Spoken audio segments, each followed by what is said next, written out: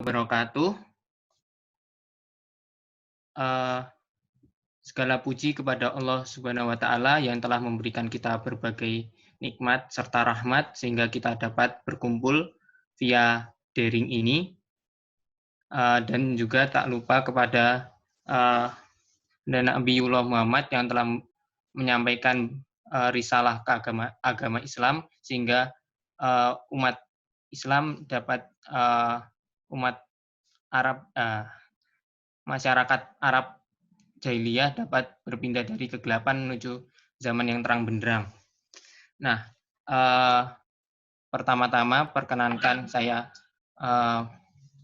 menyampaikan terima kasih dan terima kasih kepada para peserta yang telah meluangkan waktunya untuk menghadiri kajian Majelis Bentala Syuhada. Dan pada hari ini Majelis Bentala Syuhada akan menyampaikan dibersamai oleh Mas Fajri Matahati Muhammadin, PhD, yang akan membahas tentang Deklarasi Beirut, Agenda dalam kurung aneh Perserikatan Bangsa-Bangsa tentang Hak Asasi Manusia dan Agama. Saya persilahkan kepada Mas Fajri untuk menyampaikan materinya. Oke, Bismillah. Sebelumnya suara saya jelas ya? Jelas. Jelas, Mas, jelas. Oke, siap. Bismillahirrahmanirrahim. Assalamualaikum warahmatullahi wabarakatuh. Alhamdulillahirabbil alamin. Wassalatu wassalamu ala asrafil anbiya'i wal mursalin wa ala alihi wa ashabihi ajma'in. Amma ba'd. Jadi insyaallah yang akan saya ceritakan ini adalah sesuatu yang mungkin tidak populer atau khawatirnya belum populer, takutnya akan, atau jangan-jangan saya ceritakan malah jadi populer ini. Ini sebenarnya dari paper saya yang insya Allah bulan ini harusnya terbit di jurnal hukum IAIN. Kalau dia nggak terlambat jadwal publikasinya harusnya bulan ini. Nah ini saya berbagi dengan teman-teman sekalian, ya mudah-mudahan ya sebagai tambahan wawasan dan juga kesadaran lah tentang bukan hanya masalah HAM, tapi khususnya ya secara umum ya satu tentang HAM dan kedua adalah sebenarnya gimana sih kelakuannya PBB ini, Perserikatan Bangsa-Bangsa, dan ketika saya ngomong kelakuan gini mungkin udah kelihatan nada saya cenderung agak negatif, gitu. Nah, jadi ini saya harus memulai ini dengan sebuah cerita. Suatu malam di Jenewa. Kenapa saya harus mulai dari cerita ini? Soalnya saya pikir lucu cerita ini, gitu. Jadi waktu itu singkat cerita saya ada acara di Jenewa tahun 2018 akhir. Waktu itu saya diundang oleh Palamera Internasional, ada acara lah di sana. Nah, jadi di acara tersebut yang intinya kita membahas tentang hukum perang dalam Islam. Nah kan mayoritas itu wakil negara. Saya mewakili Indonesia waktu itu. Ternyata nggak cuma wakil negara. Ada beberapa perwakilan khusus yang diutus ke sana. Salah satunya perwakilan yang namanya Dr. Ibrahim Salama. Saya nggak tahu persis dia orang mana. Maksudnya dari keluarga negaraannya ya. Tapi beliau itu mewakili sebuah lembaga namanya OHCHR. Nanti akan ada insya Allah nama lengkap organisasinya itu. Office of the High Commissioner of Human Rights. Intinya kantor Komisi HAM PBB, dia di bawahnya Sekjen. Dia di bawahnya Sekjen. Nah, di bawah organisasi ini ada divisi namanya Divisi Perjanjian Internasional. Nah, dia kepalanya itu. Nah, selepas acara, itu beliau itu udah kayak MLM. Tiba-tiba menghampiri saya bawa dokumen. Intinya, awalnya mau promosi sebuah dokumen, yang intinya minta saya tanda tangan untuk mendukung. Tapi yang lucu adalah ini belum masuk ke isi dokumennya. Gara-gara kopnya aja saya udah berantem sama dia. Gara-gara kopnya aja udah berantem. Dokumen itu adalah Beirut Declaration yang dia minta saya tanda tangan itu. Jadi dari kopnya aja kita berantem. Jadi itu intinya ada kutipan yang kononnya disandarkan pada Jalaluddin Rumi. Yang pada intinya bahwa ada banyak jalan menuju Tuhan, semacam itulah. Yang maknanya bisa macam-macam, tapi makna yang dia pegang itu adalah makna yang cenderung yang pluralisme agama. Itu aja kita udah berantem, gitu. Dan pada akhirnya maksud hati dia, orangnya baik sih, sebenarnya orangnya baik. Maksud hati dia itu minta saya support. Tapi apalah daya, ujung-ujungnya udahlah saya nolak, terus saya bikin paper buat ngebantah, dan ini besok terbit di jurnal internasional, gitu loh.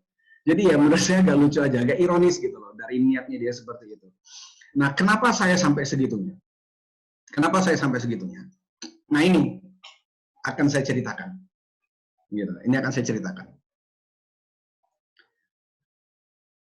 Nah, sebelumnya, mungkin sebagai sedikit gambaran sekilas saja, mungkin saya akan memberikan, ya ini hanya bisa sekilas, karena kalau mau bahas Islam dan HAM yang detail ya, ini panjang ceritanya, panjang, bisa berhari-hari saya menjelaskan, dan berminggu-minggu debatnya, gitu loh.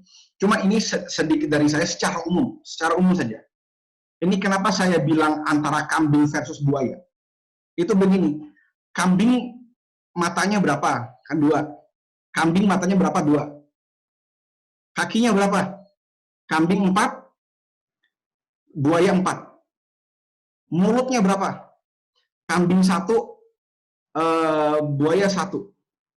Kan udah nemu persamaannya kita ya antara kambing dan buaya. Berarti sama nggak kambing dan buaya tuh? Nah, jawabannya kan jelas enggak ya, gitu. Nah, jadi perdebatan Islam dan hak asasi manusia ini adalah kajian yang nggak ada habis-habisnya, dan pakar itu ada banyak sekali. Nah, tapi kalau posisi saya pribadi sebagai akademisi terkait Islam dan hak asasi manusia, itu adalah saya berhati-hati, gitu. Saya harus berhati-hati membedakan antara Islam mengakui hak asasi manusia dengan Islam mengenal bahwa ada hak yang bersifat asasi pada manusia. Kenapa ini beda? Nah, ini yang ya kadang-kadang kebingungan terminologi ini yang bikin orang pusing, gitu. Cuman orang hukum itu memang kerjaannya ngutak-ngutak terminologi, gitu loh. Hak asasi manusia atau human rights itu sebuah konsep khusus, sebuah konsep tertentu, gitu loh. Itu dia konsep tertentu yang dia berwawasan sekuler dan dia produk barat. Tapi bahwa manusia memiliki hak itu semua peradaban punya, gitu loh. Nah, jadi ada dikotomi di sana. Nah, saya mengatakan, menurut saya, Islam itu mengenal bahwa ada hak-hak yang bersifat asasi pada manusia. Itu Islam mengenal. Tapi tidak mengakui hak asasi manusia. Nah, makanya kenapa saya bawa-bawa kambing sama buaya tadi itu. Karena orang itu banyak terjebak pada hal-hal yang perintil. Kayak misalnya Islam mengakui hak untuk hidup nggak? Ya. Hak asasi manusia mengakui hak untuk hidup nggak? Iya. Sama ya. Gitu. Orang tuh pada perintil gitu loh. Pada hal-hal perintil melihat persamaan terus senang gitu. Padahal ada hal-hal yang jauh lebih pokok yang mana mereka sangat bertabrakan. Yang paling fundamental itu adalah masalah born with dan granted by. Maksudnya born with itu adalah, ini HAM, dalam konsep HAM, kalau kita melihat teori-teori HAM, semua pakar mengatakan bahwa teori HAM itu, manusia itu terlahir dari, pokoknya lahir-lahir itu sudah punya hak yang melekat pada dia. Dan hak itu tidak diberikan oleh siapapun. Dia ada sekedar karena dia manusia. Tidak diberikan itu unsur penting. Karena kalau udah diberikan, artinya udah bukan alami lagi menurut teorinya hak. Sementara kalau dalam Islam, Allah yang memberikan semuanya. Gitu loh. Allah yang memberikan semuanya. Nah, jadi kalau mau dikatakan Islam mengenal HAM, itu hanya karena perintilannya ada yang mirip. Tapi kalau dari konsep fundamentalnya ternyata bertabrakan seperti ini, itu kan sebuah kekeliruan. Gitu loh. Ini secara konsep fondasi. Terus itu nomor satu. Terus kedua, kan hak asasi manusia itu kan intinya pada manusia ada hak-hak yang dari sononya udah ada. Beda sama hak-hak yang dikasih sama pemerintah, misalnya subsidi gitu. Itu kan jadi hak karena misalnya hukumnya memberikan. Tapi kalau menurut hak asasi manusia, ada sebagian hak, kayak hak untuk hidup, hak bebas disiksa, kebebasan beragama, dan lain-lain, itu tuh udah melekat pada manusia secara alamiah karena dia tuh memiliki hak-hak itu. Nah, pertanyaannya adalah, emang manusia tuh apa ya? Apa sifat dasar dari seorang manusia? Sehingga turunannya, yang asasi itu hak apa aja sih? Jadi kan apa itu hak asasi? Itu turunan dari konsep manusia itu apa sih? Kan gitu.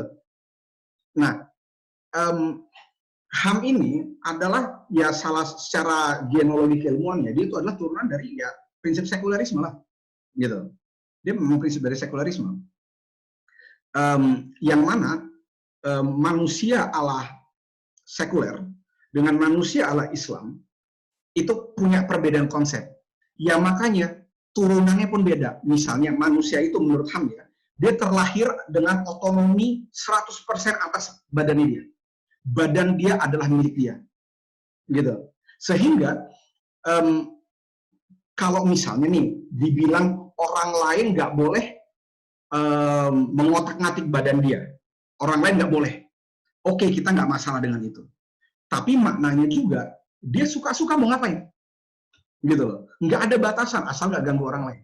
Kayak zina apa itu terserah, karena otonomi dia, asumsinya. Beda dengan Islam, di mana jasad manusia itu titipan Allah, gitu loh. Ini amanah bukan milik, gitu loh.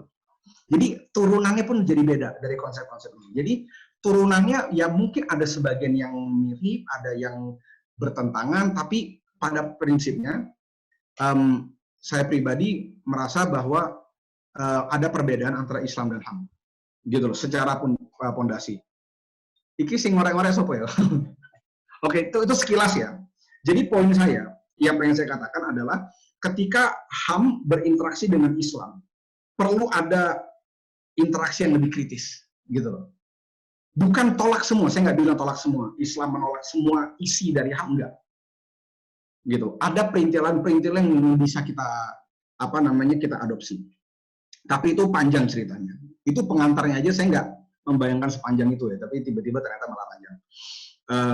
Tapi kira-kira seperti itu ya. Jadi ini asumsi dasar yang akan saya pakai, gitu. Nah, berikutnya nih saya kasih kuis nih. Ini bisa ngechat nggak sih? Teman-teman bisa ngechat nggak? Di samping ini. Nah, coba lihat nih. Ini ada sebuah terjemahan dalam berbahasa Inggris dengan ada sebuah rujukan nih di sampingnya nih.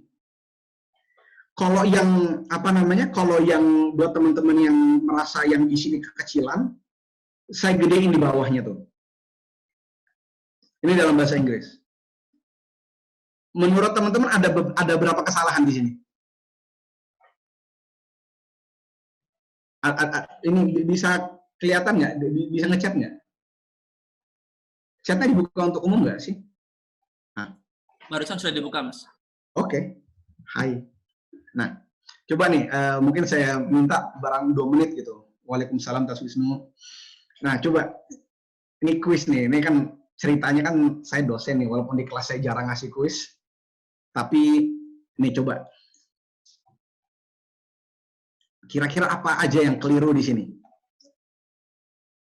Ini ada yang menyebut surah Al-Asr. Oke. Kata beriman.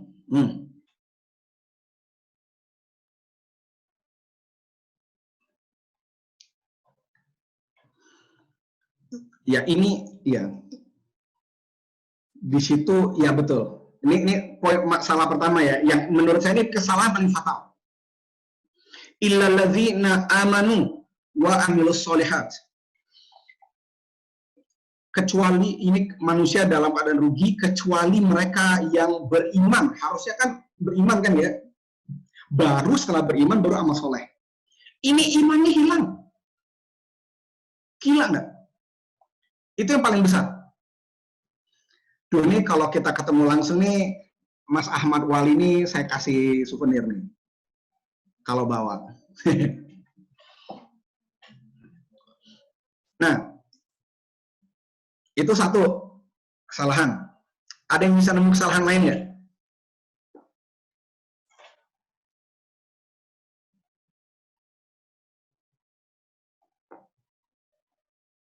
Paling tidak ada 1, 2, 3. Paling tidak ada 3 kesalahan lagi.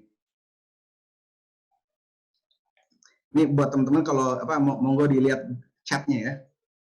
Minimal ada 3 kesalahan lagi. Satunya fatal. Iya betul. Tidak ada menjelaskan al-haq. Terus.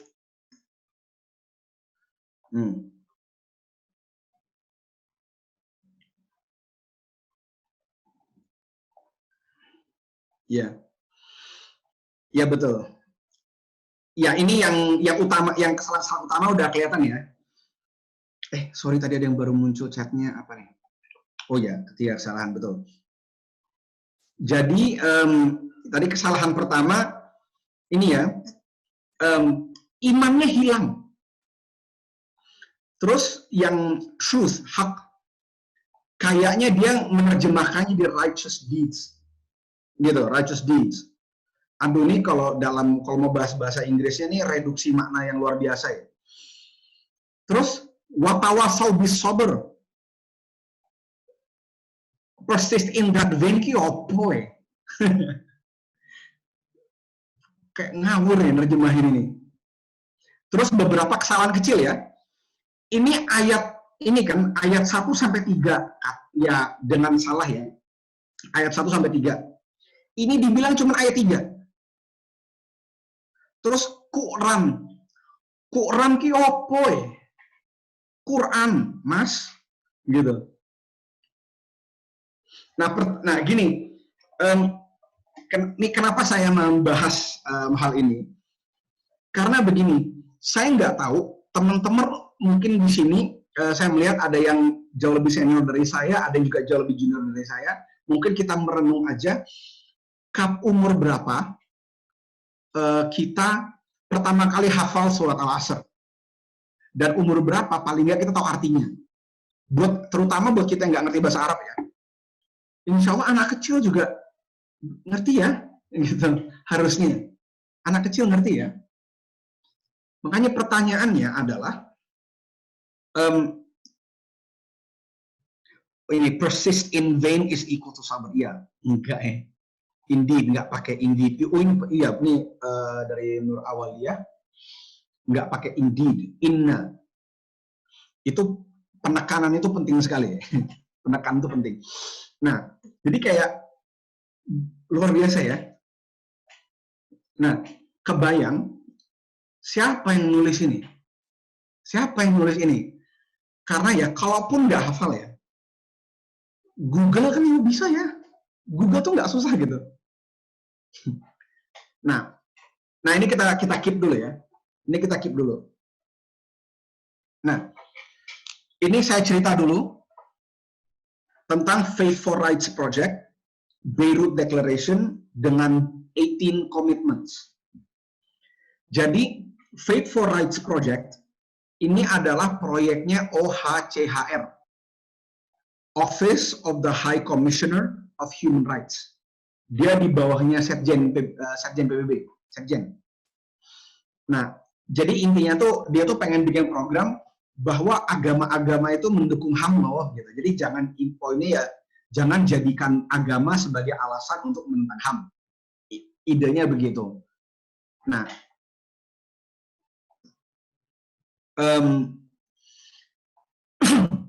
nah jadi itu idenya ya. Jadi ibaratnya agama-agama ini pro HAM loh, jadi kayak gitu.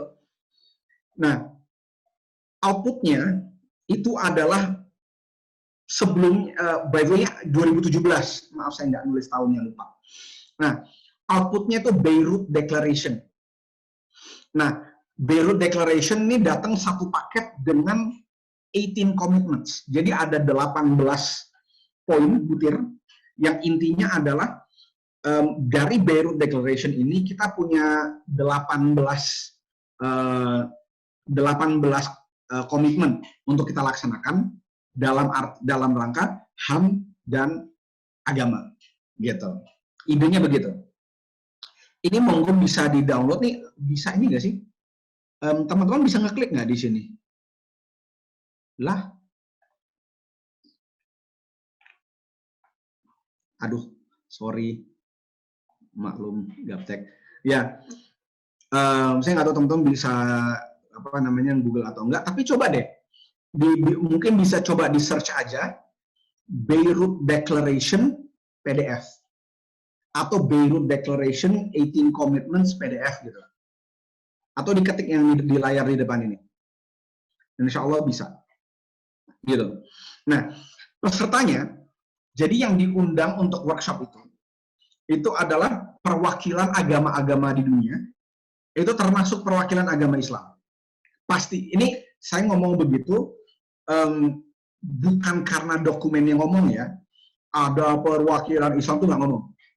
Tapi satu, itu asumsi karena ya Islam disebut kok agamanya, maksudnya perwakilannya nggak ada, itu satu.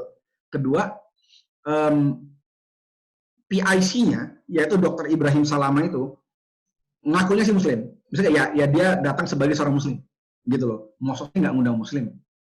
Dan ketiga, beliau yang ngomong sama saya. Masalahnya identitasnya nggak dibuka, gitu.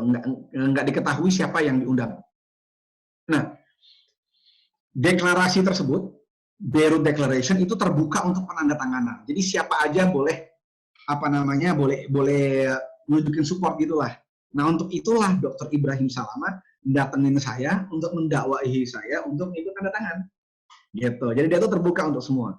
Dan kalau saya ngeliat lembar tanda tangannya ya, asumsinya halaman awal tapi nggak tahu sampai nomor berapa, itu ya pastilah peserta Beirut Conference-nya, yang Beirut Declaration-nya. Terus ada beberapa nama orang Indonesia yang familiar di situ. Bukan di halaman pertamanya ya, tapi yang di agak belakang-belakang, yang nambahin itu ada beberapa nama yang familiar. Saya nggak mau ngomong. Search aja, ntar lihat-lihat aja. Ada kok, itu online semua kok. Gitu. Oke? Nah, jadi gini. Yang ingat nggak tadi kita surah Al-Asr tadi? Itu saya balik lagi. Ini yang saya tandain merah ini saya nge-screenshot dari Beirut Declaration. Yang nerjemahin surat Al-Asr ini dengan cara yang luar biasa itu.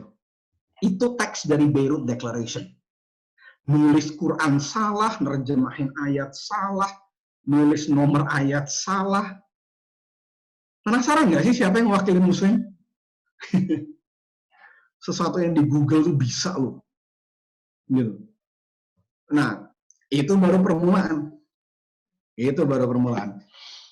Nah, jadi sebenarnya ketika kita mau membahas tentang Beirut Declaration dan 18 komitmen itu mungkin bakalan teramat panjang ya, karena ya itu komitmennya itu isinya 18 ya.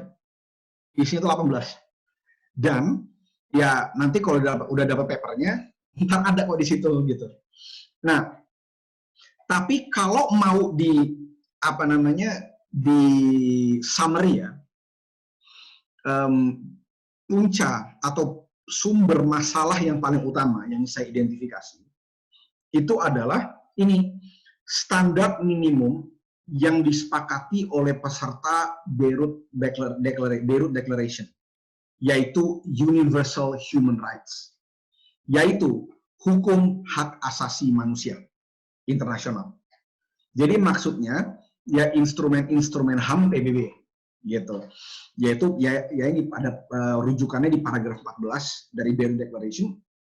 Lalu di komitmen-komitmennya itu ada yang di pasal 2, 8 dan 16. Nah, kenapa ini bermasalah? Kenapa ini bermasalah sekali? Karena begini, gampangnya gini deh, PBB mau nggak disuruh pakai Quran dan Sunnah? Mau nggak dia disuruh pakai Quran dan Sunnah? Ya nggak mau lah, gitu loh. Karena bagi dia nggak percaya sama itu. Ya maksudnya ya mayoritasnya nggak percaya, gitu loh. Nah, jadi kayak yang ya dia maunya pakai sumbernya dia lah, kan seperti itu.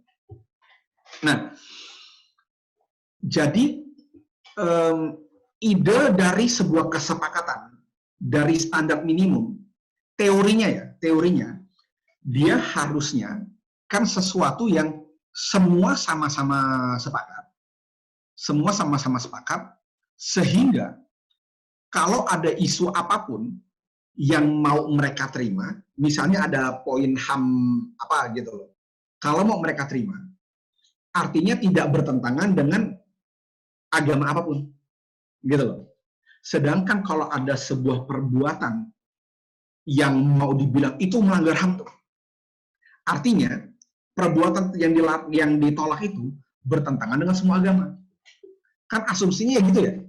Gitu. Kalau misalnya ada standar minimum yang disepakati oleh peserta deklarasi yang katanya mewakili agama. Gitu. Teorinya begitu. Cuma pertanyaannya adalah apa sih universal human rights itu? Nah, pertanyaannya yang lebih lanjut, emang ada human rights yang universal? Nah, ini panjang juga sih kalau mau diceritain kalau untuk apa namanya poin yang satu itu.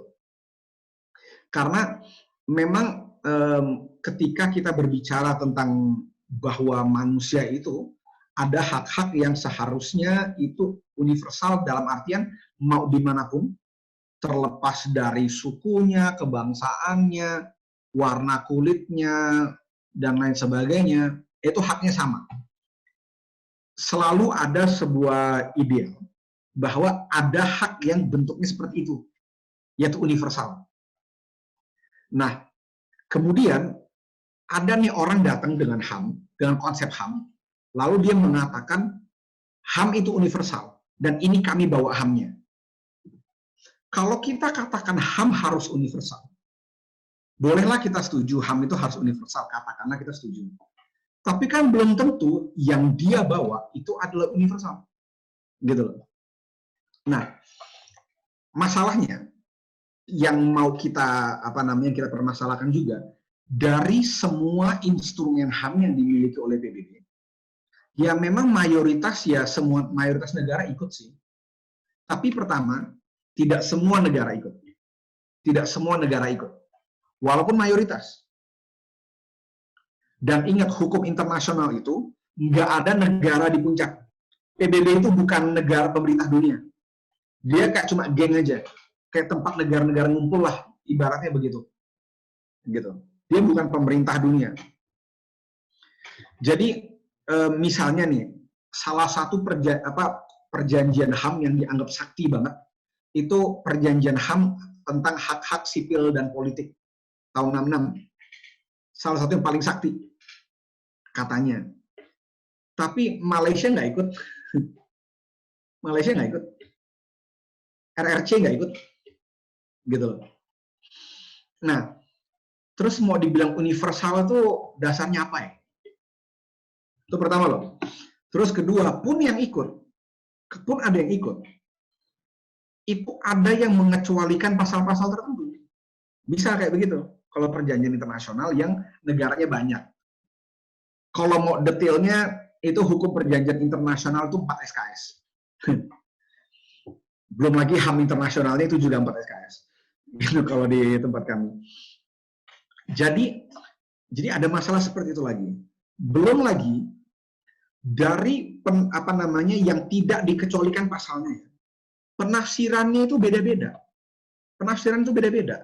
Contoh, Prancis, Indonesia, dengan Inggris sama-sama ikut yang perjanjian HAM yang hak-hak sipil dan politik. Tiga-tiganya negara ini ikut. Tapi masalah jilbab gimana? Cadar. Niqab. UK, Inggris, nggak masalah. Kalau kita bukan kita ya, misalnya kalau saya jangan pakai, yang teman-teman akhwat, yang perempuan kalau mau pakai niqab tuh nggak masalah di sana, gitu. Di Prancis nggak boleh, tidak sama-sama meratifikasi pasal kebebasan beragama. Tafsirannya beda. Indonesia boleh pakai cadar kecuali di kampus Islam tertentu, malah dilarang. Nggak tahu tuh udah dicabut atau belum aturan itu. Tapi ya kelihatan ya kayak ada tafsiran itu berbeda-beda. Tapi saya nggak mau mengatakan bahwa tafsiran itu tidak punya kaidah loh. Tafsir itu punya kaidah, penafsiran dalam hukum, nggak bisa asal-asalan. Karena kalau misalnya boleh asal-asalan ya kita semua ngafalin pasal bisa dapat SH, sarjana hukum. Nyatanya kan tidak. Karena ada aturan untuk menafsirkan. Tapi dari ideologi yang berbeda, dia menurunkan metode penafsiran yang berbeda. Gitu loh. Nah, jadi nggak ada yang universal itu. Nggak ada yang universal. Sebenarnya, kalau kita mau mengatakan standar universal, itu adalah penerimaan. Nggak ada.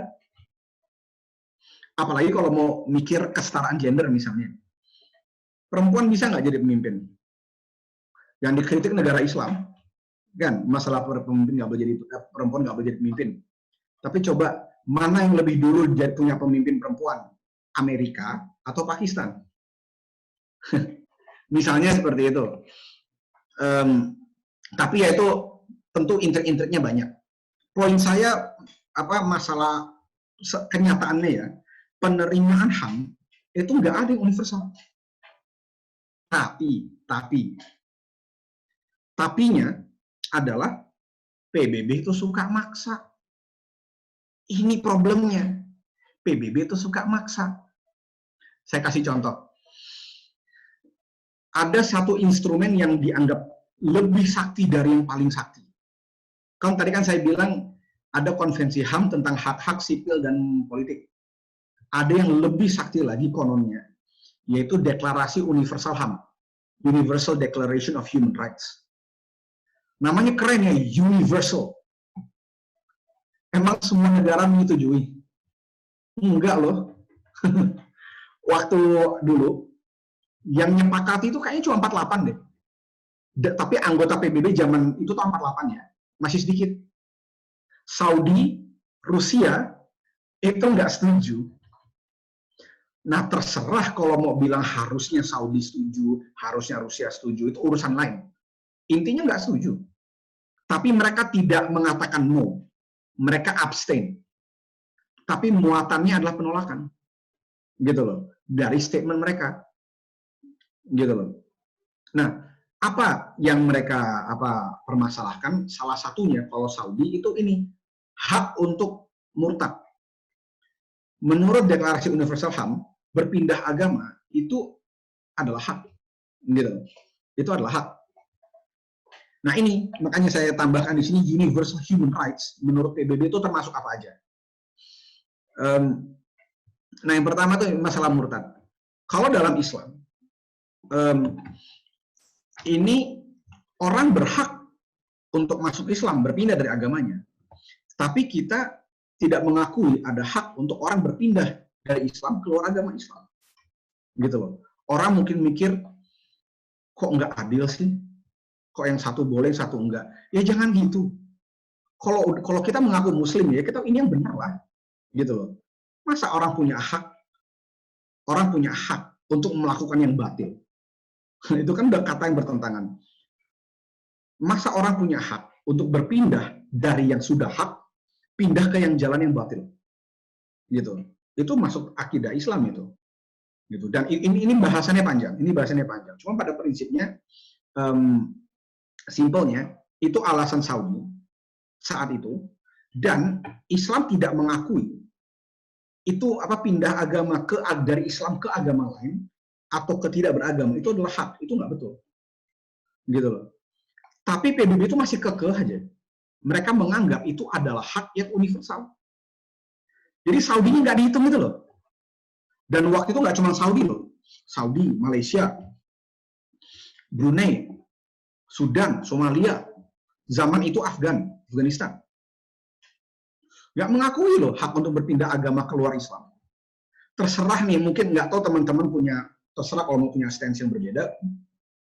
Tapi kalau mau dibilang universal, yang lainnya, yang negara-negaranya dihitung nggak sih? Gitu loh. Kalau merasa lebih benar, terserah. Urusan ente gitu loh. Cuman kalau dibilang universal kan nggak betul.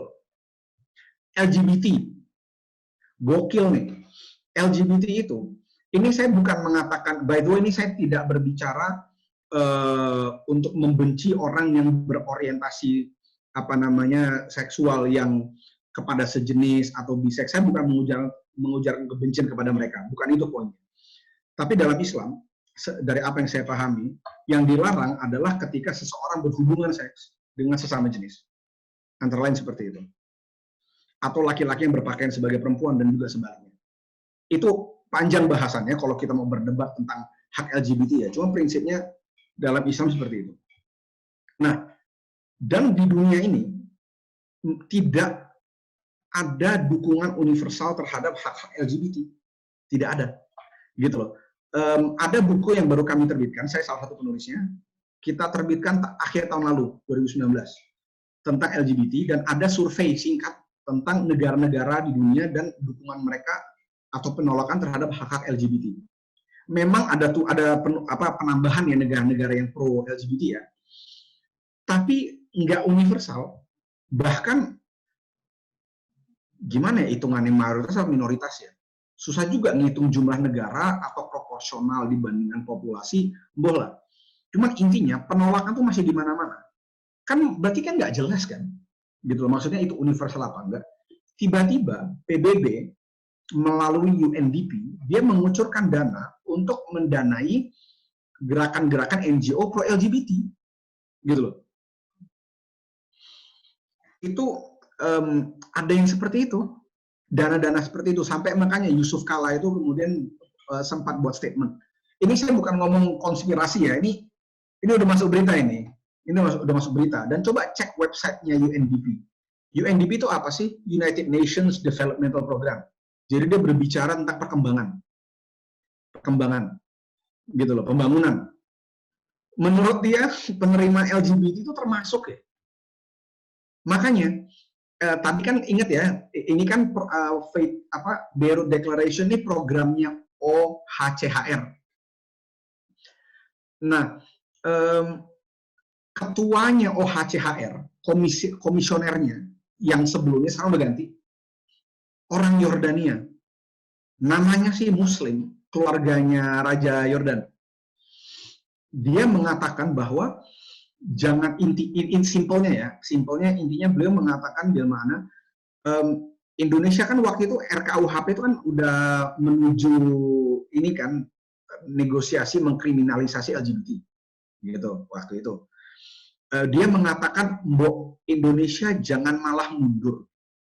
Jadi menurut dia, kalau orang yang mengkriminalisasi LGBT itu adalah langkah mundur, kalau maknanya kan membebaskan mereka mengakui hak LGBT, itu adalah langkah maju. Jadi begitu PD-nya mereka mengakomodir hak itu, mengucurkan dana internasional, itu UNDP itu pakai dana internasional, gitu, dana milik seluruh dunia, yang mayoritasnya nggak atau paling tidak sebagian besar, angka yang sangat besar itu tidak mendukung hak LGBT. Luar biasa loh, sampai kayak gitu loh. Hal-hal kayak begini. Terus berikutnya nih, non diskriminasi.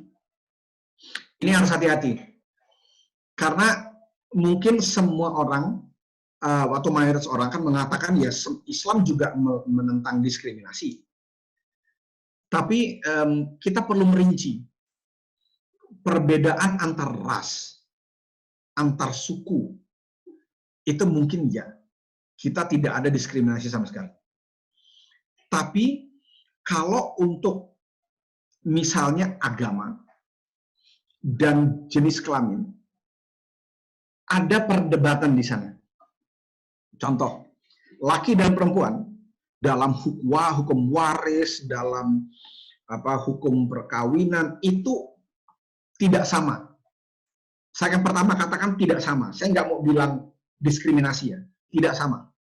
Walaupun kalau diskriminasi secara bahasa maknanya adalah yang tidak sama, sekedar tidak sama doang. Tapi kemudian konotasinya kan menjadi tidak sama, di mana yang satunya lebih, yang satunya kurang, kan gitu. Itu nggak sama, laki dan perempuan. Yang kedua, itu masalah agama. Contoh, dalam Islam, haram hukumnya memilih pemimpin non-muslim. Gitu loh, pemimpin muslim itu nggak boleh. Jadi kita nggak boleh milih. Gitu. Atau misalnya dalam pernikahan, atau dalam waris. Masalah agama ini kan juga ada sesuatu kan. Kayak misalnya, laki muslim, walaupun ada khilaf di antara ulama tentang masalah ini, tapi jumhur mengatakan, mayoritas, laki-laki muslim boleh menikahi perempuan ahli kitab. Tapi perempuan muslim tidak boleh menikahi laki-laki ahli kitab. Misalnya seperti itu. Oh, campur nih diskriminasi agama dan diskriminasi gender. Gitu loh. Nah, terutama tentang masalah gender ya. Kan ada perdebatan nih. Yang paling enak dibahas tuh masalah gender. Apakah laki dan perempuan itu harus sama? Persis. Maka kita akan berargumen, Islam kayaknya nih nggak perlu saya bahas, itu perlu sesi sendiri. Cuman intinya argumen dalam Islam adalah laki dan perempuan haknya adalah setara dan serasi, proporsional, sesuai dengan porsinya, adil, walaupun nggak sama, gitu loh. Karena sama persis itu belum tentu adil, dan adil itu belum tentu sama persis, kan simpelnya begitu. Tapi dalam konvensi hak-hak perempuan atau CEDAW di PBB nggak boleh kayak gitu untuk hukum keluarga, harus sama persis. Dan komisi PBB untuk CEDAW tadi itu kekeh mengatakan bahwa untuk hukum keluarga yang mana itu termasuk perkawinan, termasuk waris, itu harus sama. Nggak ada ceritanya proporsional beda gitu, nggak ada. Harus sama, otot, gitu loh. Nah, itulah PBB. Dan itulah kalau kita mau pakai dalam framework PBB ya seperti itu, gitu loh. Terus jadi itu ya, masalah non diskriminasi ini tergantung isunya, agak kompleks, gitu loh. Lalu yang keempat itu adalah antara lain penghapusan pidana penistaan agama.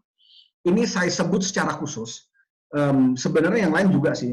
Cuman secara khusus nomor 4 ini di Beirut Declaration ini ada juga. Intinya dia mengatakan bahwa negara-negara harus menghapus hukuman terhadap pidana terhadap murtad dan pidana penistaan agama, gitu. Ada yang lucu, gitu. Ketika ketika kasus Ahok dulu ya, yang masalah penistaan agama, OHCHR, lagi-lagi mereka tuh ngomong begini,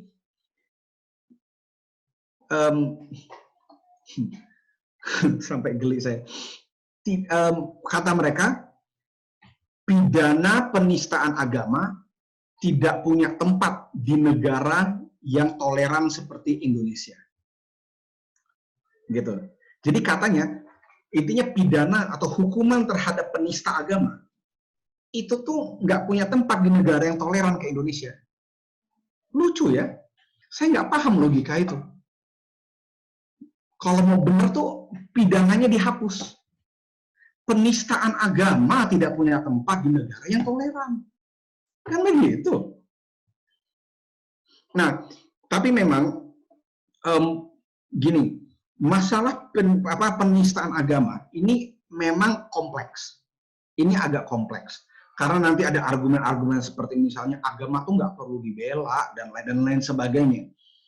Tapi karena memang dalam penistaan agama, ya satu kalau dari perspektif Islam ya, ini by the way ya saya berusaha sedapat mungkin pakai perspektif Islam, karena saya nggak mau lah mewakili yang agama-agama lain gitu loh. Ya karena saya nggak percaya juga, masuk saya wakili kan gitu. Pertama ya ijma ulama bahwa penistaan agama itu pidana mati sebenarnya dari apa yang saya pelajari. Itu pertama. Dan yang kedua, untuk memahami itu ada dimensi akidah dan ada dimensi ghiroh yang erat kaitannya dengan keimanan. Sekuler mana ngerti? Sekuler mana ngerti? Dia tidak punya ruang untuk menginkorporasi hal-hal seperti ini di dalam analisis dia. Jadi wajar tuh, dia tuh ibarat instrumen analisisnya nggak cukup. Wajar. Gitu. Islam kan beda. Nah, terkait masalah, jadi kayak masalah diskriminasi, penistaan agama, LGBT, dan murtad, ini adalah hal-hal yang digaung-gaungkan dalam deklarasi Beirut ini. Gitu. Nah, padahal, kalau menyetujui bahwa murtad itu hak, LGBT itu hak, non-diskriminasi dalam semua hal, termasuk gender dan lain sebagainya, itu adalah termasuk HAM. Menista agama itu adalah HAM. Simple. Yang setuju sama ini, yang masuk Islam sih. Bukannya saya mau asal mengkafirkan orang loh. Bukan itu poin saya. Cuma di mana, saya kan jadi mempertanyakan, kita jadi mempertanyakan, mana imannya orang itu ketika dia menyetujui hal-hal itu. Ataupun dia nggak punya iman. Kalau dia mewakili Islam, Islam mana yang dia wakili itu? Ketika surat Al-Asr aja, dia kagak hafal. Terus sok-sok mewakili Islam itu loh. Kan begitu. Nah, status hukum Beirut Declaration. Jadi poinnya, jadi kalau mau pemaparan yang lebih jelas ya itulah nanti mudah-mudahan ya nanti ditunggu paper saya nanti itu available online gratis di downloadnya gitu. Nah, jadi begini, aduh nih sebentar nih kalau saya lihat daftar partisipannya ini mahasiswa saya ada beberapa di sini. Sebenarnya pengen banget saya kasih kuis, saya suruh dia jelasin. Kalau nggak dia nggak bisa jelasin yang benar, nanti nilainya saya batalkan. Karena kuliah hukum internasional baru semester kemarin ini. Enggak, saya bercanda. Untuk memahami sumber-sumber hukum internasional itu mungkin agak panjang ceritanya. Simpelnya, kalau secara formalitas, Beirut Declaration ini termasuk yang namanya soft law. Maksudnya soft law itu adalah dia tuh secara formalitas tidak mengikat. Gitu loh. Beda sama perjanjian. Kalau perjanjian dia mengikat. Gitu loh. Mengikat secara hukum. Kalau soft law ini dia sebenarnya tidak mengikat. Kalau formalitas doang. Tapi realitanya dia dipakai sebagai rujukan. Dia dipakai sebagai rujukan oleh PBB. Dalam apa? Ya dalam menentukan aksi-aksi mereka selanjutnya. Gitu loh. Jadi misalnya nih, yang saya bilang di yang sebelumnya ini, ini yang tadi saya sebut deklarasi universal HAM. Itu cuma deklarasi doang, itu bukan perjanjian. Tapi karena dia kemudian dipakai oleh PBB, dirujuk terus-menerus, ya itu membentuk PBB jadinya. Gitu. Terus yang pendukungan terhadap hak LGBT, terus yang tadi yang penafsiran konvensi hak perempuan tentang kesetaraan itu dalam hukum keluarga, yang komitenya perjanjian tadi, komite di bawah PBB, itu soft law semua itu. Itu soft law semua itu. Tapi dipakai terus. Itu akan dipakai terus. Dan kalau Beirut Declaration ini kan di bawahnya Office of the High Commissioner of Human Rights.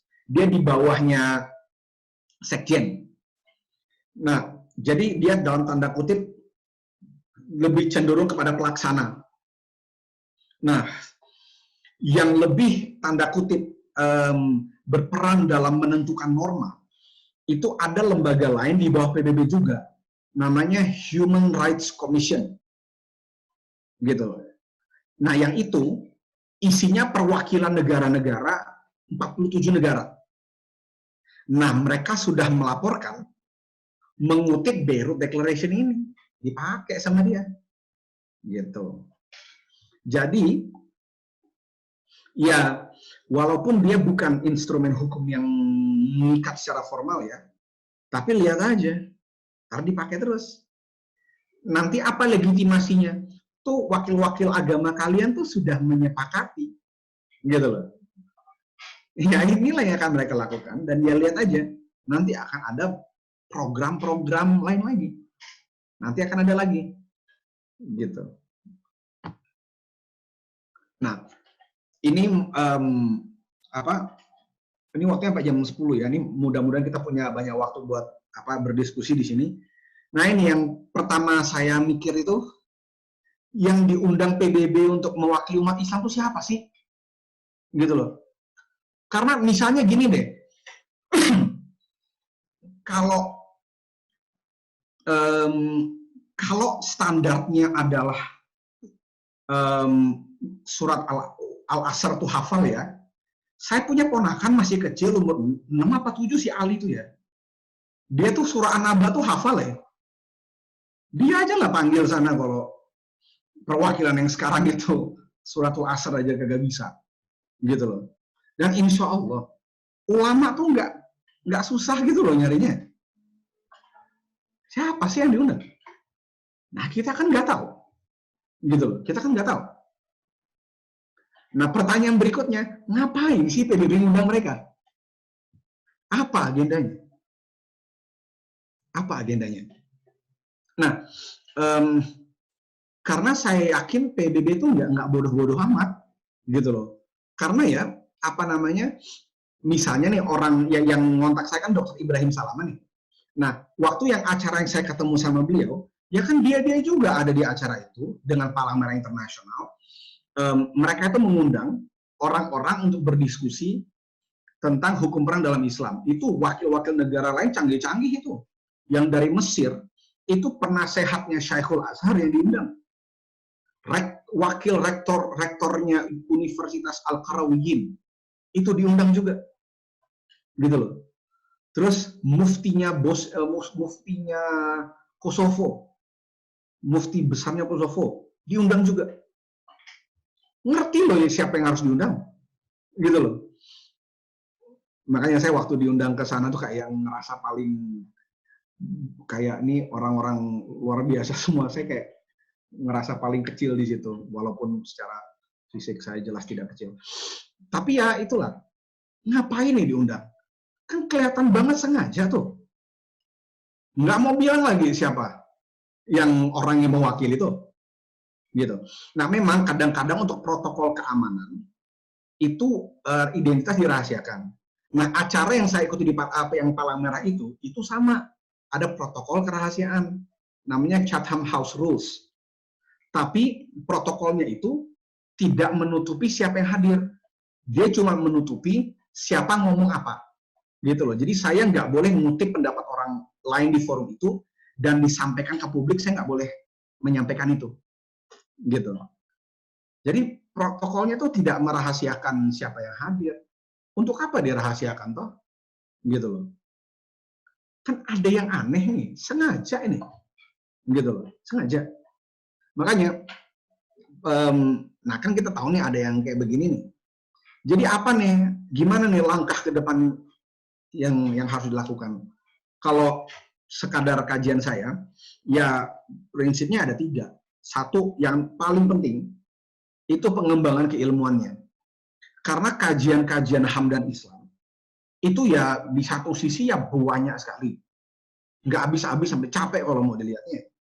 Cuman, ya ya paling tidak dari apa yang saya pahami, itu yang keliru, yang metodologinya pun sudah tidak tepat. Bukan hanya banyak, tapi kalau di akademia barat ya, akademia, itu mayoritas, gitu loh. Itu mayoritas malah. Gitu. Dan tapi PR-nya banyak, bukan hanya di HAM dan Islamnya loh. Tapi perdebatan tentang teori hukum internasionalnya. Cuma itu rumit kalau untuk yang masalah satu itu. Tapi intinya perlu ada kombinasi pengembangan keilmuannya. Itu satu. Kedua edukasi. Kedua itu edukasi. Jadi pertama ya umat Islam ini ya atau ya masyarakat umum lah harus diajari. Ya pertama ya jadi orang tuh yang jangan zolim kan sederhananya itu. Tapi edukasi yang saya maksud tentang HAM dan Islam ini khususnya kepada kalangan-kalangan mulai dari akademia, aktivis dan juga ke segala lapisan masyarakat. Itu apa yang dikembangkan secara ilmu tadi itu harus nyampe ke mereka. Karena ada masalah di lingkar-lingkar keilmuan itu ya. Apa yang mereka ditulis oleh para akademisi, itu yang baca mereka-mereka doang.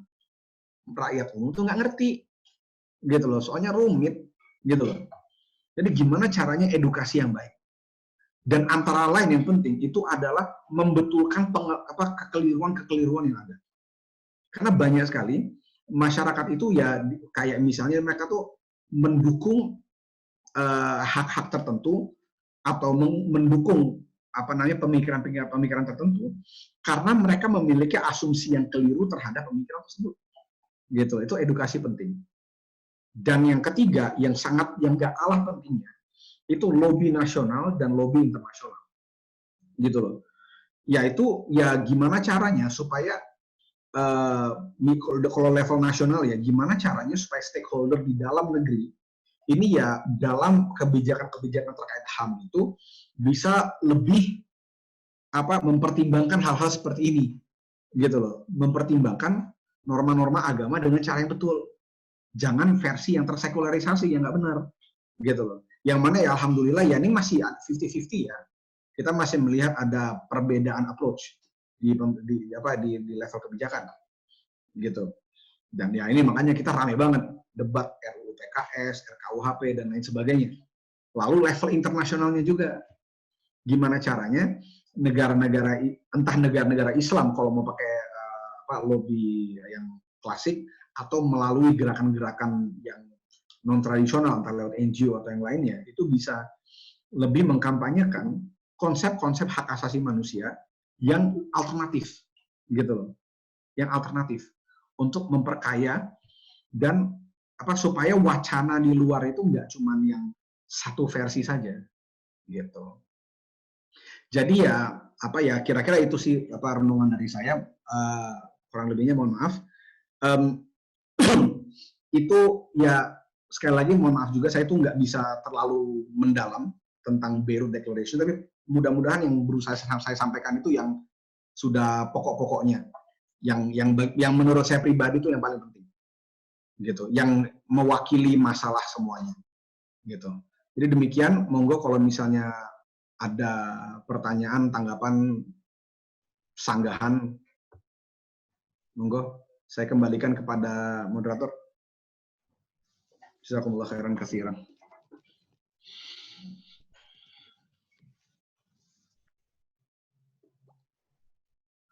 Ya, terima kasih kepada Mas Fajri telah menyampaikan materi yang mungkin tidak diangkat oleh media sehingga kita lebih bertambah wawasan bahwa ada kebijakan baru dari PBB. Nah, kita akan beranjak ke sesi kedua yaitu sesi diskusi. Kepada para partisipan yang ingin menanyakan dapat mengaktifkan fitur raise hand dan nanti akan dinyalakan di unmute oleh host dari Bentara Tamadun Nusantara.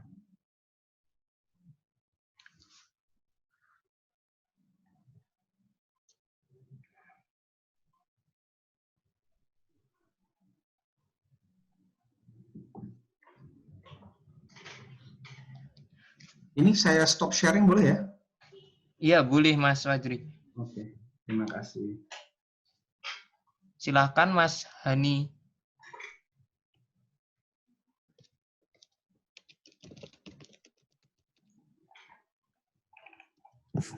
Halo, Assalamualaikum. Waalaikumsalam warahmatullahi Waalaikumsalam wabarakatuh. warahmatullahi wabarakatuh. Terima kasih pemaparannya Pak Fajri yang sangat mencerahkan. Mungkin yang saya penasaran sebetulnya, saya kira kita punya lembaga-lembaga di mana di situ para ulama internasional berkumpul. Kita juga punya lembaga Al-Azhar yang dikenal di dunia.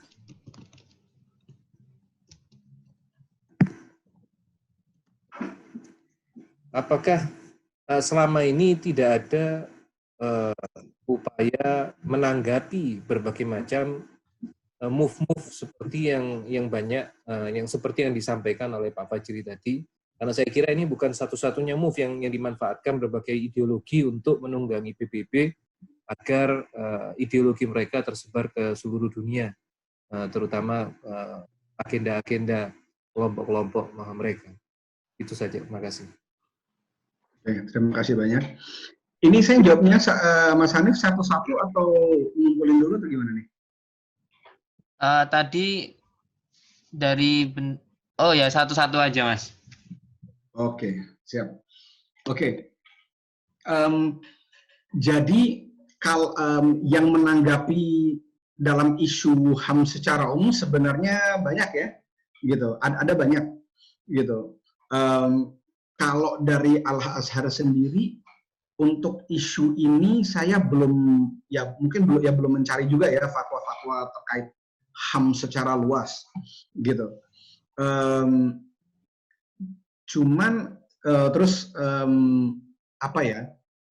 Tapi yang dari ulama-ulama perorangan itu saya lumayan banyak melihat. Jadi ada. Itu secara umum tentang HAM. Kalau tentang deklarasi universal HAM, itu kayaknya lumayan banyak sih yang sudah keras mengkritik itu. Atau hak-hak yang bersifat individu, gitu. Hak bersifat individu. Nah, kalau untuk Beirut Declaration ini sendiri, saya belum lihat. Saya belum lihat ada yang mengkritik. Apa entah karena nggak ada yang tahu apa gimana sih, nggak tahu ya, gitu. Atau saya aja yang nggak ketemu gitu. Cuma ya itu,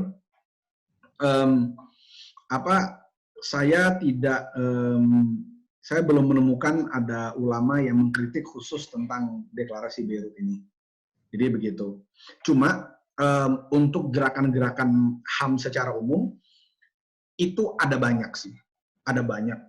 Kalau dari yang agak lama itu ada Maududi menulis tentang HAM, terus ada siapa lagi ya, yang paling saya suka sekali karyanya tentang HAM, itu adalah ada Dr. Umar Ahmad Kasule. Beliau itu wakil presidennya Triple IT. Itu beliau menulis bagus sekali. Sayangnya satu, bukunya tuh yang nyetak itu IAIUM Press, dijual cuma di IAIUM aja. Terus saya nggak tahu editornya siapa, tapi jelek banget editannya. Malu saya bacanya, tapi ya bagus isinya. Sayang kurang populer. Makanya saya tahun lalu saya nulis book reviewnya, gitu, supaya paling nggak idenya beliau tuh bisa meluas, gitu. Terus ada Dr. Adi Setia. Dr. Adi Setia itu ini beliau alim sekali, masya Allah. Beliau itu afiliasinya ini ya, kasis ya, dari anak muridnya Al-Atas, itu juga nulis tentang HAM. Walaupun beliau lebih cenderung semacam ini, gimana caranya mengharmonikan. Tapi kritik terhadap mazhab gerakan-gerakan HAM Barat itu lumayan banyak, gitu, lumayan banyak. Jadi ya begitu sih. Cuma Beirut Declaration ini aja sih mungkin perlu kita populerkan dengan cara yang buruk. Itu kalau menurut saya pribadi. Mudah-mudahan menjawab pertanyaannya. Monggo kalau ada yang lain. Kepada Saudara Hani, apakah masih mau menanggapi?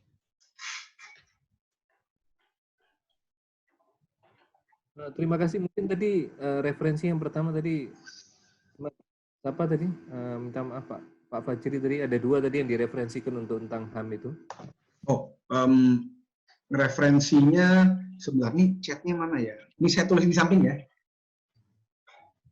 Buku pertama ada yang menurut saya paling bagus ya, Dr. Umar Ahmad Kasule. Dr. Umar Ahmad Kasule sama Dr. Adi Setia. Kalau Dr. Adi Setia ini beliau artikel jurnal sih, jadi agak lebih singkat. Tapi kalau Dr. Umar Ahmad Kasule, oh itu buku tuh, dari tesis PhD beliau di ISTAK. Dan beliau bikin postdoc tentang alternatifnya Islam untuk HAM itu alternatifnya apa, gitu. Itu beliau nulis itu juga, dari postdoc-nya dijadikan buku. Jadi itu dua ini yang saya rekomendasikan.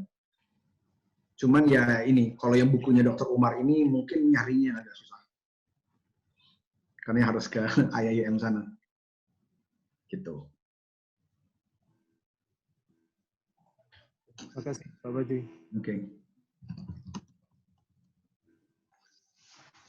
Kepada Saudara Muhammad Sulaiman, dipersilahkan untuk menanyakan. Ya, terima kasih Syekh Fajri Muhammadin. Saya ingin tadi kan sempat bertanya gitu ya, Mas. Oke, Mas Fajri tadi sempat bertanya tentang wakil Muslim yang ada di deklarasi Beirut ini kira-kira munculnya seperti apa gitu ya, dan bagaimana sikap dia tentang Islam itu. Nah, saya coba cari gitu, kebetulan namanya tidak asing lah bagi saya secara pribadi gitu ya, yang terutama wakil dari Indonesia. Nah, memang uniknya gini, kita juga saya juga tidak terlalu paham ya. Sebenarnya kadangkala ketika Indonesia memberikan wakil-wakil pada PBB atau kemudian OKI itu seperti apa prosesnya.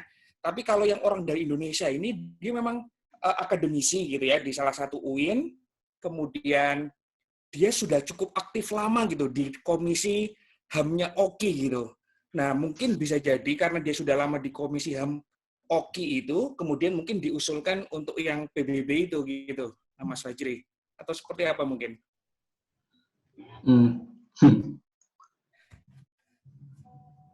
Saya gini, pertama saya tahu siapa yang dimaksud dengan oleh Ustaz Sulaiman. Masya Allah, ini ada salah satu guru besar. Tapi ini catatan untuk semuanya, ini bukan perwakilan Indonesia di Beirut Declaration ya, bukan Beirut Declaration. Karena kalau Beirut Declaration kita nggak tahu siapa orang yang di sana, gitu. Ini maksud beliau adalah perwakilan Indonesia di Komisi HAM-nya OKI, gitu. Gimana? Saya nggak enak ya ngomongnya. Kenal ya masalahnya. Anaknya itu juga murid saya. Saya cuma bisa mikir satu hal ya, kok dia sih yang dipilih gitu. Ya, jadi pada prinsipnya ini saya belum mengamati secara khusus tentang OKI pribadi, tentang OKI secara pemikiran HAM-nya, karena pertama deklarasi Kairo tentang HAM dalam Islam itu kan muncul tuh tahun 90 tuh. Itu aja bermasalah sebenarnya. Itu punya banyak poin masalah tuh. Oleh yang Dr. Umar Ahmad Kasule itu dipretelin habis itu. Tapi itu produk terbaik dari OKI, karena ini ada kawan saya yang lain menyampaikan, ini mungkin harus saya kaji terpisah nanti, berikutnya, OKI ini malah makin sekuler HAM-nya. Sedih nggak sih? Terus tadi Ustaz Muhammad Sulaiman menyampaikan, ini perwakilan Indonesia di Komisi HAM-nya OKI itu, saya baru jadi ingat, ya pantesan jadi sekuler gitu. Jadi ya itu memang jadi problem, itulah salah satu problemnya gitu. Mana yang dikirimkan gitu. Ini dengan segala hormat kepada beliau ya, sebagai seorang akademisi gitu. Cuma ya secara kalau pendapat pribadi saya ya, ketika dia makin approach-nya OKI, organisasi kerjasama Islam loh, bukan India loh, itu ya kalau makin sekuler tuh ya piye gitu loh. Ya itu kayak mungkin dari milih wakilnya aja udah salah gitu ya. Ya wajar sih selanjutnya jadi seperti itu gitu. Jadi ya Ya itu sih, maksudnya kalau mudah-mudahan nih harusnya kalau bisa dipilih perwakilan-perwakilan yang lebih bagus, ya mungkin bisa mendorong hasil-hasil yang lebih bagus. Karena by the way Oki ini, jadi gini, dulu ada masanya di mana peradaban Islam itu membentuk hukum internasionalnya Barat. Dulu ada masanya di zamannya Imam Syaibani. Nggak lama setelah beliau meninggal, rahimahullah, dan di eranya Grotius, gitu. Ada masanya. Tapi sekarang jarang loh kita melihat rujukan hukum Islam di hukum internasional. Jarang banget, orang tidak mengenali, jarang sekali, gitu loh. Nah, Oki ini makanya ada seorang profesor di Australia, namanya Prof. Salim Farar namanya. Saya tulis namanya di sini. Salim Farar ini waktu itu beliau mewakili Australia di yang acara di Jenewa itu, dan beliau memberikan saya sebuah artikel yang beliau publikasikan, yang kalau saya mau ambil itu entah harus bayar atau harus membajak. Nah, biasanya membajak. Nah, tapi kebetulan dapat kopiannya gratis. Jadi intinya beliau menyatakan kekecewaannya terhadap Oki. Kenapa Oki itu lebih cenderung nerimo gitu loh. Jadi kayak kesannya kalau ada hukum internasional yang tidak yang sejalan dengan hukum Islam, ya udah kita terima aja. Kalau misalnya ada yang tidak sejalan, ya mungkin negara-negara individu ada yang menolak, tapi kayak nggak tegas gitu. Mbok yang lebih tegas, satu, yang nggak sesuai ditolak, atau lebih baik kedua, mbok kita berkontribusi lah bikin hukum internasionalnya itu. Gitu. Nah, itu kritiknya Prof. Salim Farar itu terhadap Oki. Jadi banyak PR-nya Oki ini sebenarnya kalau emang dia mau dibuat membela umat Islam di level internasional. Tapi ya piye ya, Oki itu kayak yang cita-citanya kan buat belain Palestina tuh. Ya paling cuma bikin karnaval tahunan gitu aja kan. Apa gitu yang mereka kerjakan sebenarnya. Gitu loh. Mungkin ya paling kayaknya ada Fiqh Academy yang mereka yang di bidang fikih yang mungkin mereka ya lumayan banyak manfaatnya, tapi kayak secara organisasi sebagai organisasi politik yang mewadahi negara-negara Islam tuh perannya memang minim sekali.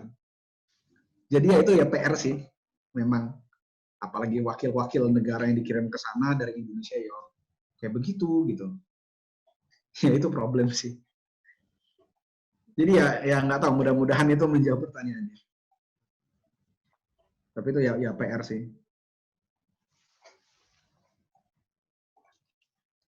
Ya, kepada Saudara Muhammad Sulaiman, apakah mau menanggapi lagi? Cukup. Masya Allah, Ustaz Ali. Syukran, jazakallah khairan. Wa jazakallah khairan katsiran ya Ustaz. Ya, Mas Fajri, ini ada satu pertanyaan via chat dari dari Saudara Wira Sumbawa. Pertanyaannya, bagaimana cara masyarakat, terutama masyarakat biasa, untuk bisa membantu memperjuangkan isu di tingkat PBB? Apakah di skala nasional ini peran dari Kementerian Agama? Boleh dikopas nggak pertanyaannya ke sini, biar saya lihat juga. Oh, ya sebentar, Mas Fajri.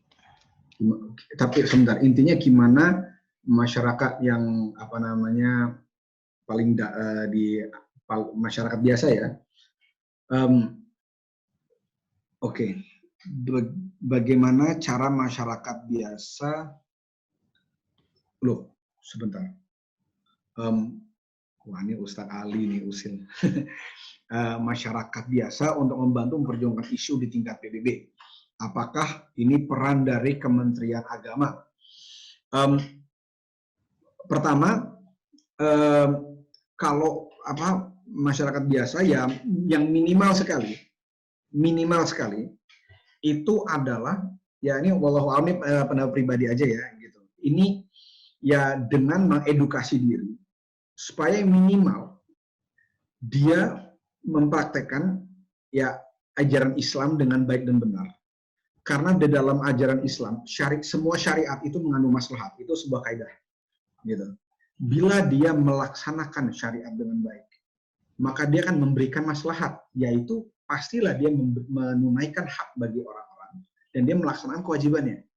Insya Allah dia bisa menjadi orang yang adil, gitu. Dan dia menjadi percontohan bagi anak dan cucunya dan bisa menjadi inspirasi untuk masyarakat di sekitarnya, sehingga orang rame-rame mempraktekkan itu, gitu loh.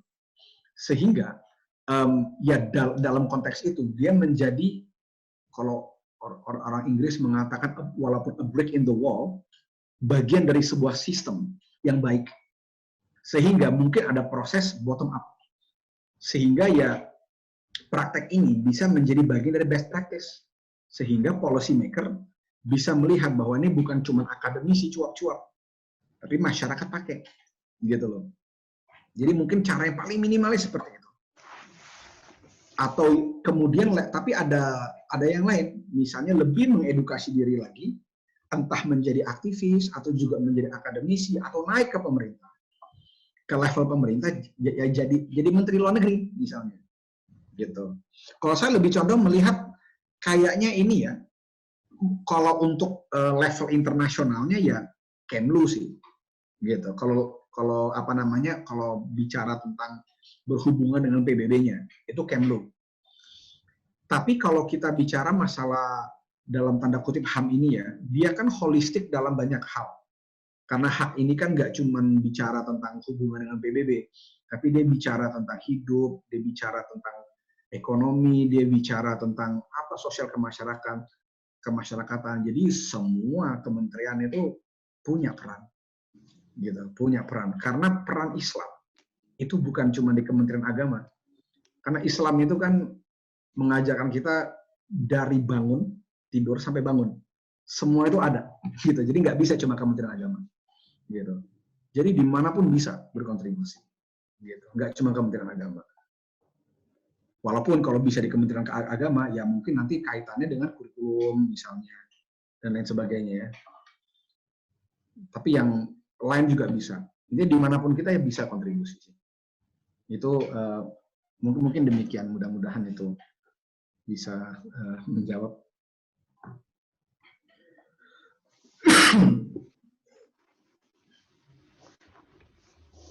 Ya, Mas Wadri, ini ada pertanyaan lagi dari Saudara Muhammad Adan. Bismillah, persoalan kemanusiaan saat ini nampak dijadikan sebagai agama baru yang sangat diagungkan dan dijunjung tinggi sebagai tolak ukur benar atau salahnya perilaku manusia. Tidak jarang agama dianggap tidak manusiawi. Lantas bagaimana tips and trik untuk menjawab mereka namun tidak dengan dalil agama? Karena tentu dalil agama akan ditolak. Toh agama telah dianggap tidak manusiawi.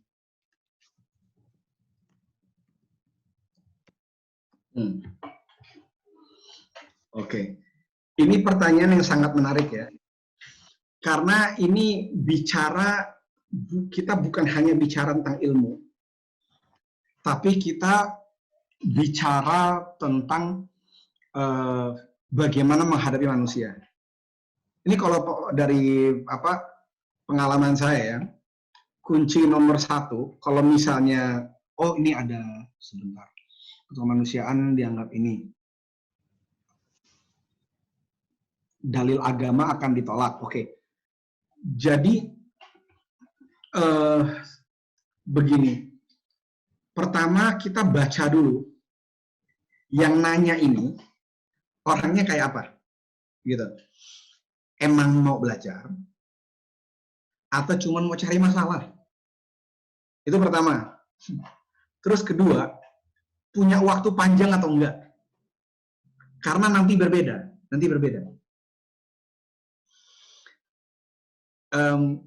Kalau ini yang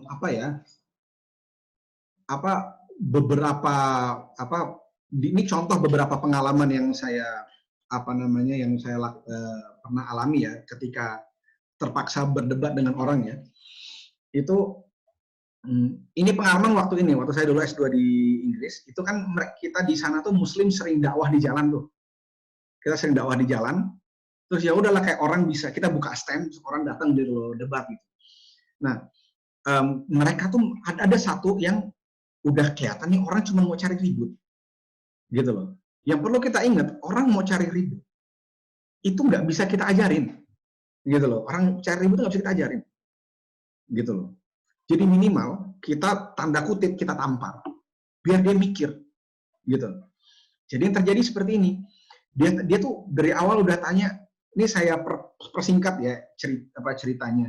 Jadi intinya dia bilang, ini kalian orang Islam ini kenapa sih melanggar HAM terus, gitu. Nah, teman-teman saya yang lain saat itu mungkin mereka kan mengatakan enggak kok Islam itu pro HAM dan lain sebagainya gitu. Cuman waktu itu saya berpikir orang ini harus lain menanganinya.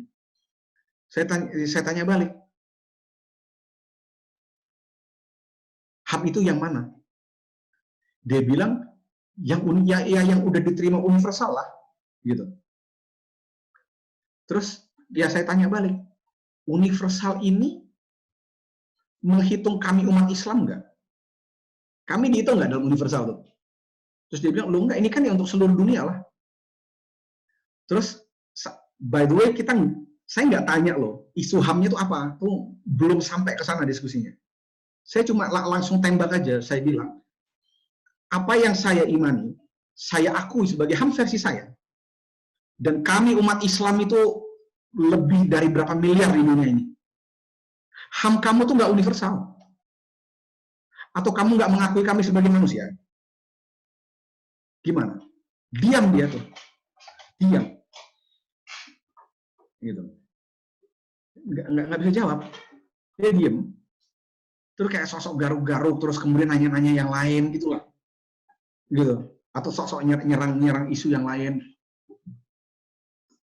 Terus malu sendiri juga. Gitu. Aduh, sebenarnya kayak dia nyerang lagi tentang masalah jilbab, cuman ya ujung-ujungnya dia malu sendiri yang soal itu. Tapi cuma tuh cerita lain lagi. Jadi poinnya di sana itu yang saya baca dua hal. Satu, bahwa dia tuh cuma mau cari masalah, gitu loh. Nomor dua, dia itu sudah memiliki asumsi yang melandasi argumennya.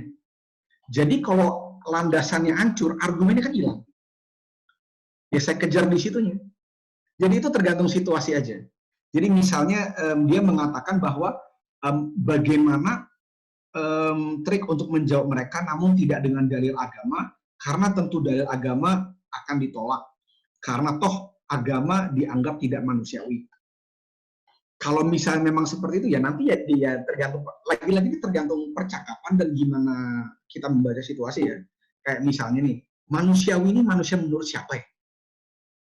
Misalnya, dia bilang, tapi kan ini kan tidak manusiawi. Kalau misalnya dia salah paham, karena kadang-kadang dia salah paham kan, orang tuh misalnya apa yang isu salah paham? Oh ini, yang orang suka salah paham kalau di UK ya, ini ya dan lagi muncul isu baru, honor killing, pembunuhan dalam alasan kehormatan. Jadi ada tradisi Asia Selatan yang mereka tuh suka membunuhin anggota keluarga mereka yang dianggap bikin malu. Terus orangnya muslim, kayak misalnya anaknya berzina gitu. Atau dia anaknya pacaran sama non-muslim, dibunuh anaknya. Ada kasus kayak gitu. Nah, dibilang Islam tuh nggak manusiawi, ngajarin kayak beginian. Enggak ya. Itu kan salah paham. Gitu. Cuman ada kalanya dia kayak salah paham. Cuman ada kalanya dia tuh kemudian misalnya nanya hal yang misalnya gini, misalnya kenapa agama itu maksudnya kayak yang dia tadi misalnya kayak dia bertentangan dengan HAM gitu loh. Kenapa sih bertentangan dengan HAM? Ya coba kita tanya balik gitu loh, kayak kenapa kalau bertentangan yang menang harus HAM ya? Kenapa nggak agama yang menang? HAM kan udah disepakati. Sepakati siapa? Atau bisa diubah lagi. Ini Tuhan yang ngomong loh, Allah yang ngomong. Misalnya seperti itu. Jadi ya itu, kita diskusi itu benar-benar tergantung percakapan. dan tergantung kita ngelihat celah dalam membaca orang. Gitu. Jadi palingnya gitu sih.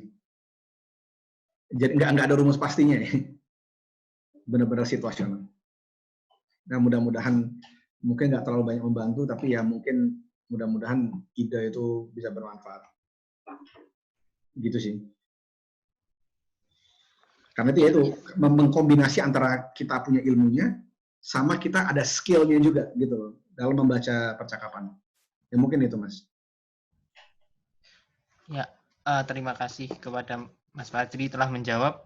Karena ini sudah tidak ada pertanyaan yang masuk lagi, silahkan kepada Mas Fajri untuk memberikan. Maaf, Mas. Apa ini? Oh, nggak apa, Mas, nggak apa. Mungkin sebelum ditutup, Mas Fajri bisa memberikan closing statement. Oh, oke. Nah, jadi gini, mungkin terakhir dari saya begini. Pada akhirnya hak asasi manusia itu kan berakar dari manusia. Gimana sih kita mau tahu apa yang hak bagi manusia? Kalau kita tuh nggak paham manusia itu apa sih? Gitu. Dan tidak ada tempat yang lebih baik kita mempelajari siapa sih manusia itu, melainkan ilmunya dari Allah dan mencontoh dari manusia yang terbaik, yaitu Rasulullah Shallallahu Alaihi Wasallam. Zaman ini memang berubah, banyak yang berubah. Cuma pertama jangan sampai kita tuh ada inferiority complex, kayak yang kita merasa inferior banget sama sama apa yang dibawa oleh Barat, PBB, kan kesannya kayak gede gitu. Jangan merasa inferior dengan itu, gitu. Karena belum tentu yang mereka bawa itu baik. Bahkan seringkali mereka tuh juga membawa racun. Jadi itu poinnya. Ini baik dari level individu sampai ke level lembaga.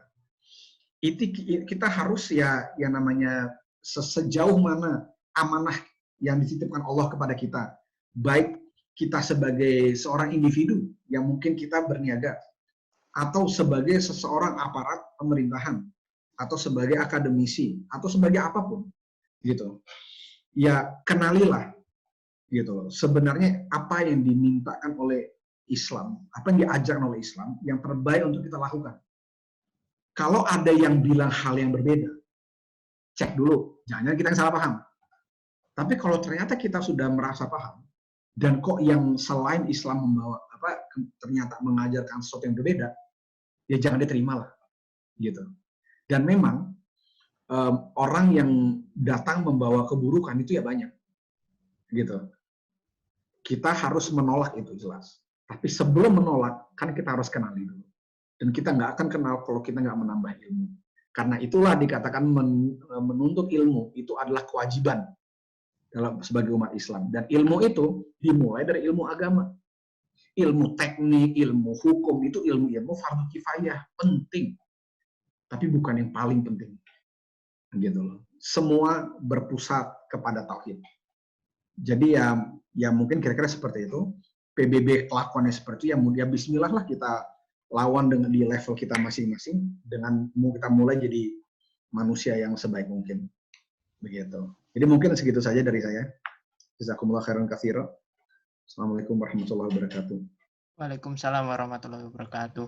Terima kasih kepada Mas Fajri yang telah memberikan closing statement. Alhamdulillah kita telah sampai di penghujung acara. Saya menyampaikan permohonan maaf jika ada kekurangan dalam pelaksanaan kegiatan mewakili Bentala, dan juga jika ada kelebihan itu berasal dari Allah Subhanahu wa taala. Wassalamualaikum warahmatullahi wabarakatuh. Waalaikumsalam.